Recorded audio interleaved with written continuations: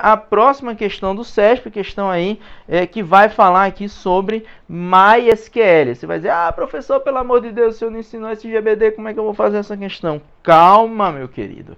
Tenha paciência. Veja bem, a questão ela vai ter justamente esse comando aqui em cima, que diz que você vai criar uma tabela, if not exist, que é uma estrutura sintática usada em várias criações de tabela, onde quando você passa o comando, ele só cria a tabela se ela ainda não existir na base de dados. E aí evita do quê? De dar erro se você tentar recriar uma tabela que já existe, tá?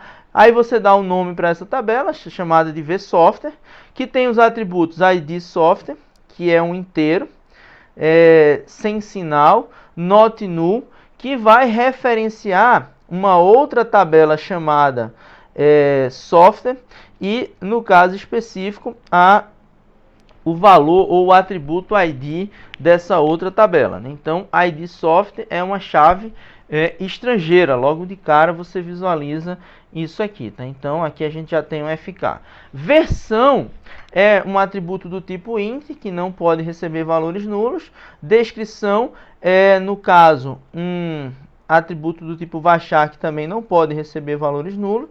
E a chave primária dessa tabela é uma chave primária composta do ID do software mais a sua versão. Veja que o nome dessa tabela é vSoftware, provavelmente que ela representa a versão do software, tá? E aí vamos em frente aqui e vamos olhar para o que diz o enunciado. Com base no comando MySQL 5.6 precedente, julgue o item a seguir.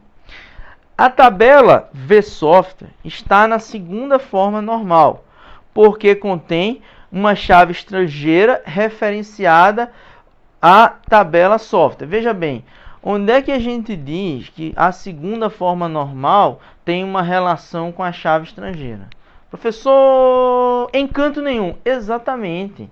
Isso aqui não faz sentido, não falamos disso em nenhum lugar. A chave que existe na segunda forma normal é uma chave primária composta. Por exemplo, você tem uma tabela lá de vendas, onde você tem aqui o ID do produto e o ID do cliente,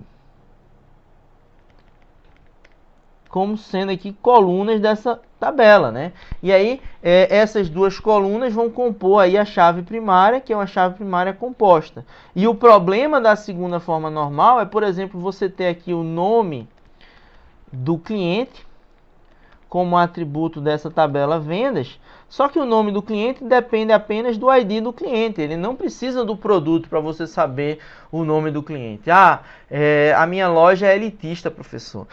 Quando o cliente compra uma Ferrari, eu passo a chamar ele de senhor doutor, xalalalababa, alguma coisa do gênero, e Sheik das Galáxias. Quando o cara compra um Fusquinha, eu chamo ele apenas de você, e aí muda o nome do cliente. Galera, isso não faz sentido, né? É lógico que isso é uma piada. Então, o que a gente tem aqui? Que o nome do cliente vai depender apenas do seu identificador, tá? Independente do produto que ele compra, você vai ter, portanto, o que a gente chama de uma dependência funcional parcial. E aí, o que você faz para resolver isso, né? Você tem uma dependência funcional parcial, você pega esse atributo ID cliente, separa ele ou coloca ele em uma tabela junto com o nome do cliente, aqui vai ser provavelmente uma tabela chamada cliente, e elimina esse atributo nome do cliente dessa tabela. E observa se os outros atributos que virão aqui em seguida na tabela venda dependem plenamente da chave primária composta, ou seja, depende dos dois valores presentes aqui, no caso, em cada um dos atributos, tá bom? Então, temos uma alternativa errada.